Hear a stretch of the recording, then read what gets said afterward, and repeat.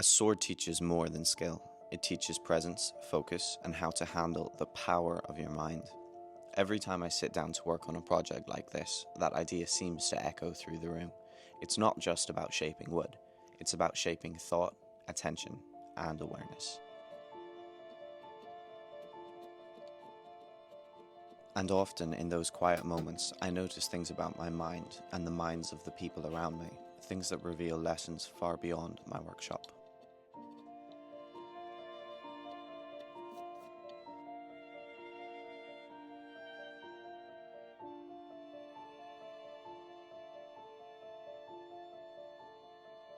I was thinking recently about a friend of mine. He has one of the sharpest minds I've ever come across. Not in a dramatic way, it's more that he's always switched on.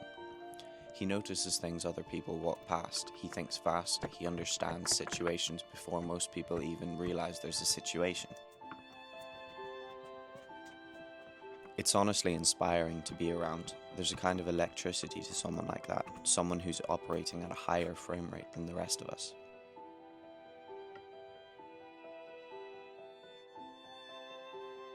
But what I've realized is that the same brilliance that makes his mind remarkable can also make it harder to switch off. Not that there's anything wrong with that, but I think that strength has weight and awareness comes with momentum.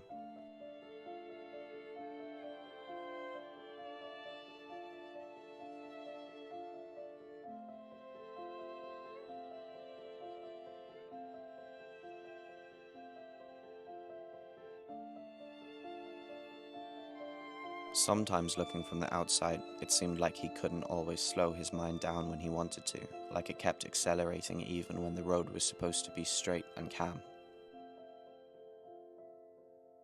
And the interesting thing is, he actually handles it incredibly well. He has ways of regulating it that genuinely work for him, and I respect that fully. Everyone finds their own method, everyone figures out their own rhythm.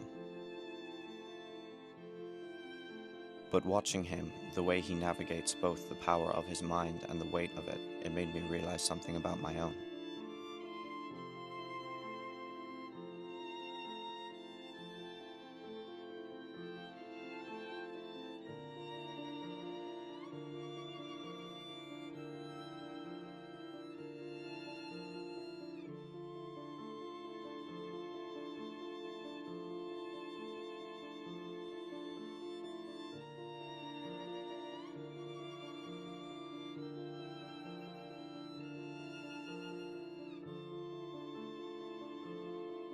This is something my dad said. It's like this. Imagine driving a little 1 liter runabout your whole life. It's simple, predictable, and forgiving. And then suddenly someone hands you the keys to a BMW M3. Same basic idea, 4 wheels and an engine, but the experience is not even close.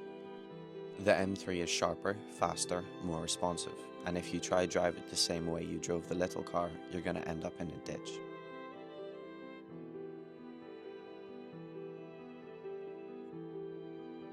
Not because the M3 is dangerous, but because it demands awareness, respect, presence. That's what a powerful mind is like. It can do incredible things, but it also requires a different kind of regulation, a different way of listening to yourself.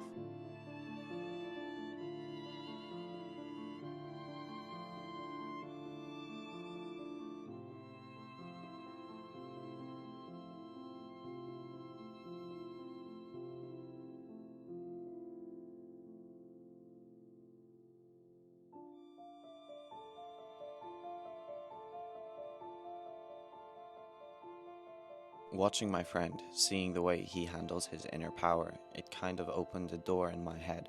He didn't sit down and explain anything. He didn't teach me directly. I just saw it, and something clicked.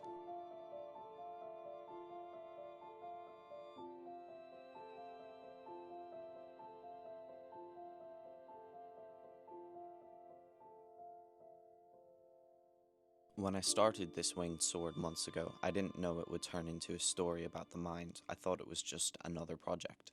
But the more time I spent on it, carving feathers, shaping the guard, smoothing the wings, the more I realized that this entire piece is about balance. Power with stillness, strength with softness, precision with intuition.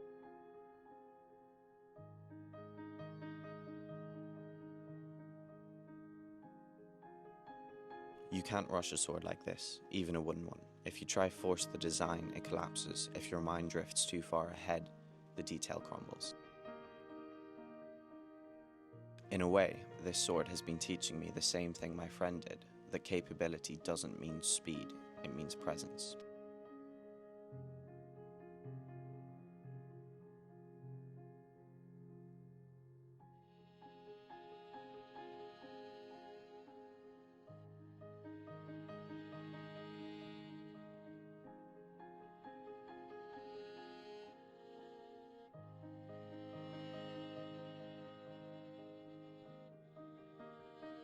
When I was filming this footage, I was carving a curve on one of the feathers, a tiny moment, barely anything.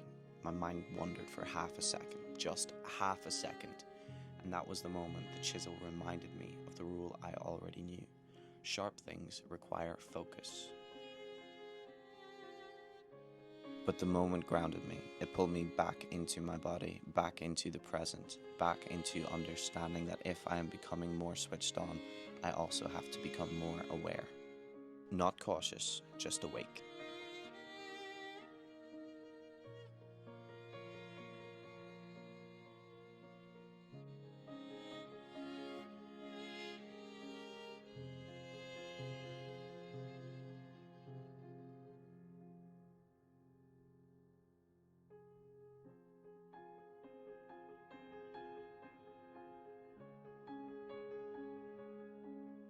And that's when everything connected. My friend's brilliant mind, what my dad said about the M3, this sword, and the tiny plaster on my thumb, they all pointed to the same thing, that growth isn't about becoming better, it's about becoming more responsible with your abilities. The stronger your mind becomes, the more direction it needs. Not restriction, direction. You don't tame a fast car, you learn how to drive it properly. You don't calm a sharp mind, you learn how to guide it. You don't rush a sword like this, you show up fully.